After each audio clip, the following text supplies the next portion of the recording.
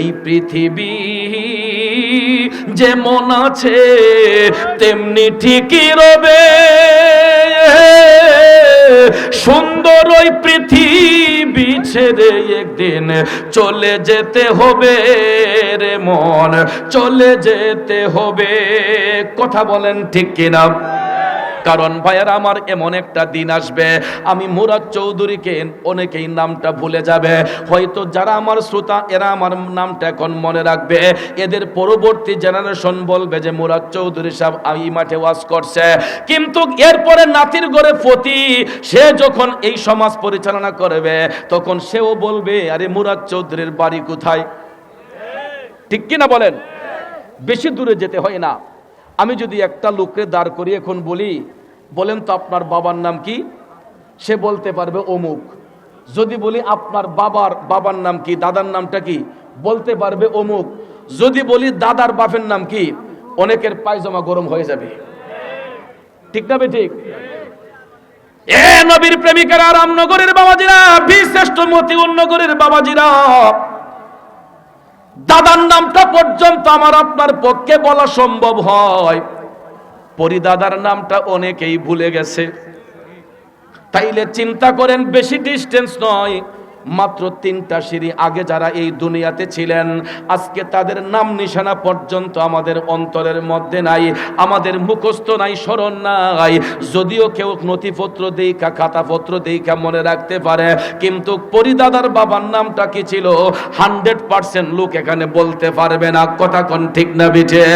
তাইলে আব্বা, আজকে মুরাদ চৌধুরীকে আপনারা চিনতেছেন, আমি সভাপতি সাহেবরে চিনতেছি, আপনি অন্য একজনকে চিনতেছেন, আরেকজনকে চিনতেছেন। এমন একটা দিন আসবে রে, আমাদের কেউ চিনবে না, ওই মাটির সাথে আমরা একদিন মিশে যাব। তাইলে কি হবে এই ক্ষমতা দেখাইয়া, কি হবে সেই চলচাতুরি কইরা? কিন্তু ভাইয়ের আমার, একটা কারণে মনে রাখতে পারবে, যদি আমাদের ঈমান আমল মজবুত থাকে গো, যদি বান্দা থেকে আল্লাহর বন্ধু হতে পারি, যদি বান্দা থেকে আল্লাহর বন্ধু হতে পারি, তাইলে মারা যাবার পরেও ওই নামটা ইতিহাসের পাতার মধ্যে অমর হইয়া থাকবে। ঠিক না বেঠিক? একটু তাকান সুলতানুল বাংলা হযরতে বাবা শাহজালাল মুজাররদি আমনি রহমাতুল্লাহ আলাইহির দিকে। কোথায় তার বাড়ি, কোথায় তার ঘর, কোথায় তার বাড়ি, কোথায় তার ঘর? তিনি 12 বছর বয়সে সেই ইয়ামেন প্রদেশ থেকে রওনা হয়েছিলেন। এও ইচ্ছে করে নয়, আমার মদিনার কামলিওয়ালা নবী, মায়ার নবী, দয়ার নবী বাবা শাহজালালকে স্বপ্ন যুগে দিদারের মাধ্যমে আদেশ করেছিলেন, শাহজালাল তুমি আর ইয়ামেনে থাকতে হবে না, দিন প্রচারের জন্য তুমি ভারতবর্ষে চলে যাও। আল্লাহু আকবার।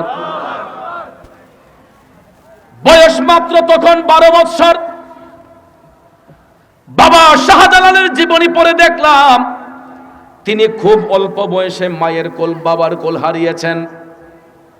তাকে মুজাররদ বলা হয় এই কারণে, তিনি সিঙ্গেল লাইফ ছিল, সংসার জীবনে যান নাই, এই জন্য তাকে মুজাররদ বলা হয়।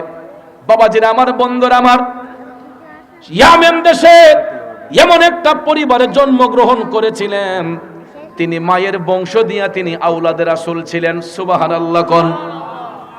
আজকে দেখেন, সেই সুলতানুল বাংলার বিরুদ্ধে আমরা অনেকে ষড়যন্ত্র করি, বাবা শাহজালালের মাজার ভাঙ্গার ষড়যন্ত্র অনেকেই করি। ঠিক কিনা? যার উসিলায় সিন্নি খাইলাম, তারে চিনলাম না। আরে বাঙালি কত বেঈমান আমরা, আরে বাংলার মুসলমানরা কত নিষ্ঠুর বেঈমান। যার উসিলায় আজকে ধুতি কাপড় থেকে সেলাই যুক্ত কাপড় পরতেছি। এই বাংলাদেশটা নয়, শুধু ভারত উপমহাদেশটা হিন্দুদের শোষণে ছিল। কোনো এক সময় মুসলমানরা হিন্দু জমিদারদের বাড়ির সামন দিয়া জুতা পাও দিয়ে যেতে পারে নাই, ছাতা মাথায় দিয়ে যেতে পারে নাই। ঠিক না বেঠিক?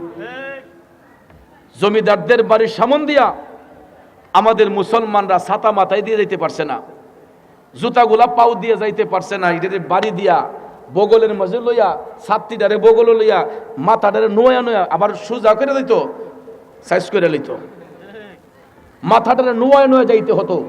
মুসলমানরা এমন নির্যাতনের শিকার ছিল এই বাংলার জমিনে, ভারত উপমহাদেশে। এই অত্যাচার নিপীড়ন থেকে আমাদেরকে রক্ষা করেছেন, উদ্ধার করেছেন একমাত্র আল্লাহর ওলিদের উসিলায় আমার আল্লাহ। বাবা শাহজালালের বাড়ি ইয়ামেন দেশে। তিনি বাংলাদেশের কোনো পীর নয়, বাংলাদেশে তার জন্ম নয়, আরব দেশের ইয়ামেন দেশে জন্মগ্রহণ করেছেন।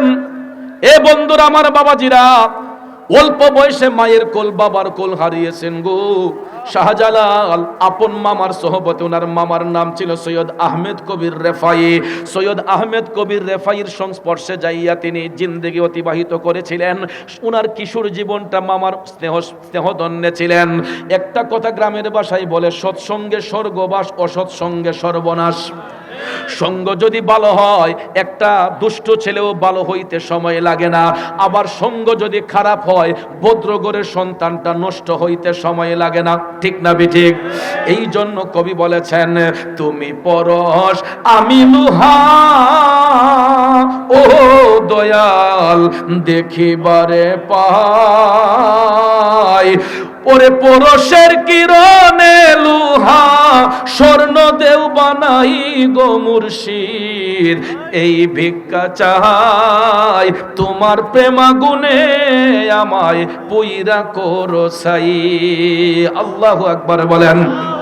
আমার বাবাজিরা, বন্ধুরা, একটু মনোযোগ দিয়ে কথাগুলা বোঝার চেষ্টা করবেন। কেমন মামার কেমন বাগিনা সৈয়দ আহমেদ কবির রেফাই, শাহজালাল মুজাররদি আমনি রহমাতুল্লাহ আলাইহির মামা, যার জীবনে একটা দিন তাহাজ্জুদ কাজা করেন নাই, একটা ওয়াক্তের নামাজ দূরের কথা, একটা ওয়াক্ত তাহাজ্জুদ তিনি জীবনে কোনোদিন কাজা করেন নাই। আল্লাহু আকবার। আর আমরা দেশের এরা তো ওয়াক্তের নামাজ সহ তাহাজ্জুদ একদম কায়েমে। হ্যাঁ, আমরা তো প্রতিদিনই তাহাজ্জুদ পড়ি সবাই, নাকি?